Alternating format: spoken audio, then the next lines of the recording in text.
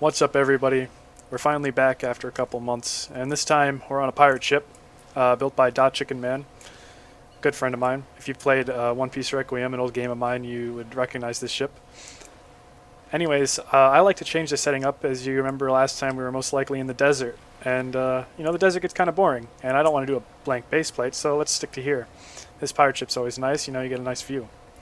So today we're going to do a double jump. I figured this would be a really easy thing and teach you guys quite a few interesting concepts that you might need to know.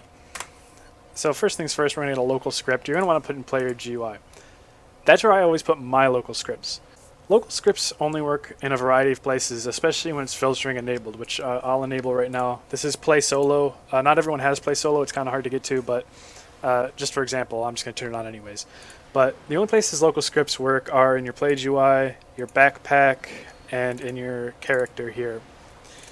There's probably some other spaces that I don't know about, but those are the main three. I like keeping them in play GUI just because I like to know that they work there and that keeps it more organized. But if you're the kind of guy who wants to put it in the backpack, go for it. So once we have it in here, we're going to start setting it up pretty easily.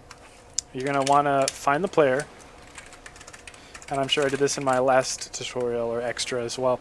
I always refer to the player as play. That's just me. You can do it player. You can do whatever you want. This variable can be anything you want, but make sure this bar always stays the same as equals to game.Players.LocalPlayer. If this was a server-side script, you'd actually have to do something really stupid like script.parent, which would be here, and then again .parent, and that'd be the same thing. But because this is a local script, we can use an easy shortcut and do local player instead. We're also going to need to get input from the player because we're doing a double jump. We want to know when they press the space bar. So we're going to have to get UserInputService. Now I usually use the variable UserInput for this, but you got to get the service called UserInputService right there. And this is basically everything that the player does locally. So this will give you all kinds of information like buttons they press, scrolling, clicking.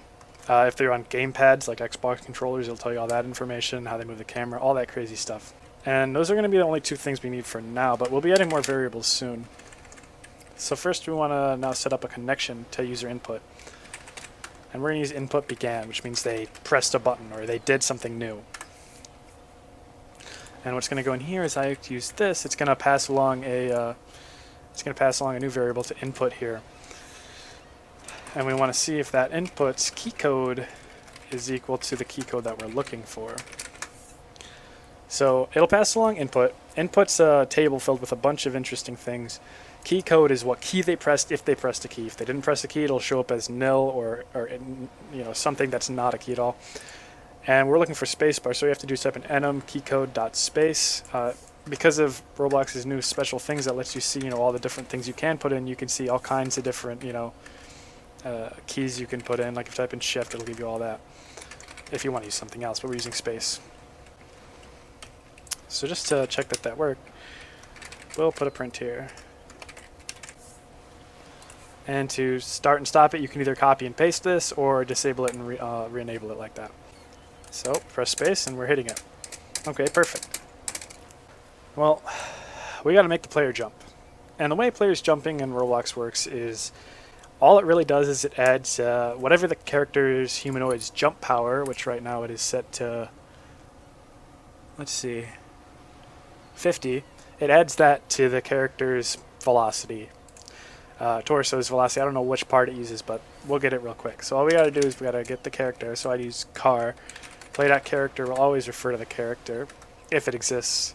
There's sometimes when the game first loads, the character's not ready yet. There's a few ways to be ready for this. You can put like a 1 second wait at the beginning of the script if you're real lazy, or you can do this. You can do game.Workspace, WaitForChild, and then play.Name, wait for the character to be added. And there's even a function called character added, and you can wait for that. And there's a lot of interesting things you can do.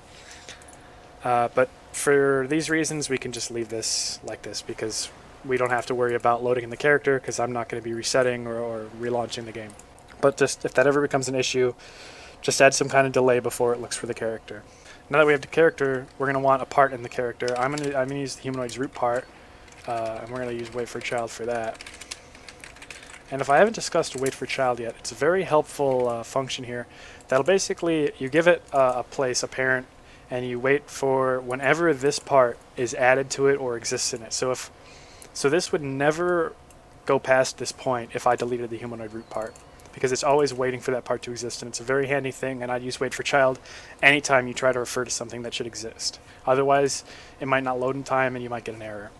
Okay, so we have that all, we have all the variables set up for those things, so we're just going to do root, and we're going to do its velocity, because all parts have a velocity, and we're going to set it equal to its own velocity, plus a vector 3 value, and 50 in the y direction.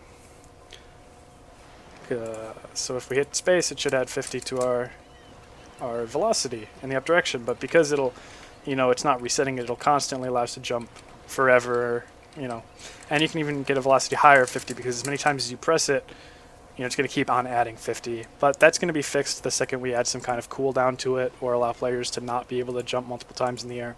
That's fine. An alternative to this would be to just set it directly to 50, but I'll show you right here. It may not be that apparent, but yeah, it's almost unnoticeable, but it will slow players down, because what this does is it sets their x and y velocity to 0, which isn't a really big deal if you're just walking, but if they're running or have some kind of previous momentum, it'll basically stop them from moving. So that's why we want to just add it to their current one. Now, we're going to need some information from the character's humanoid to tell us when the character touches the ground and when they've already jumped. So I like to make a few values here. I like to make inair and set it to false, because they should spawn on the ground, and canjump. And we're going to set that to true. And maybe I'll call it can double jump, but canjump is fine. We're also going to need to connect to the character's humanoid. So we're going to do hum for humanoid, WaitForChild, humanoid from the character. And the event from this is called StateChanged, and it passes along two variables, the old state and the new state. I don't really care about the old state. I've never really had a use for that. We always want to use the new one. So I'm going to say if new is equal to Enum.HumanoidStateType, and it'll give you a list of all of them here. Freefall, which is when they're falling down, or jumping when they're going up, then inair is true. Any other times, which is the else, inair is false. And we only want to be able to double jump once they're already in the air. So you can do and in air, because inair will be true. You can do and in air, or you can do and in equals to true. Both doing equal true and just leaving it as in air because it's a true or false value, they both work. And it's a lot faster to type just in air instead of in air is equal to true. But if you're a beginner and don't have a good grasp on that stuff yet, just leave it as equals true. So now that should happen is we should only be able to double jump while in the air, which is true.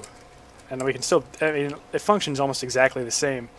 But let's see, if there's any trusses on this part, we don't go upwards, because before I feel like we would go upwards, but right now it acts basically the same.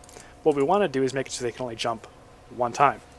So we're going to do the variable that we set up earlier is canjump. We're going to say canjump is equal to true as well. So they can only jump when they hit spacebar, while they're in the air, and when the canjump variable is set to true. But the second they do it, canjump will be set to false, so they can't do it again. So when will they be able to do it again? Well, let's do it to when they land, which is true. So the way this works is they hit spacebar, they're in the air, and they can jump because we set it to canjump. Then it gets set to false, it waits for them to hit the ground again here, and then they can do it again. So let's make sure if this works. So I'm spamming the heck out of spacebar, but as you can see, I'm only doing a double jump, and I'll delay it a little bit just so you can see that it is kind of a double jump. Oh, and here's an interesting thing. So as you can see, it appears that I hover a little bit instead of actually going straight up like another jump. This is, again, because we're adding 50 to the player's velocity, and because they're falling down, basic physics, if something goes up with a velocity of 50, it'll come down with a velocity of 50 when it hits the same exact height. So we're basically canceling it out. That's why we're hovering for a second. So what we want to do is actually what we did earlier.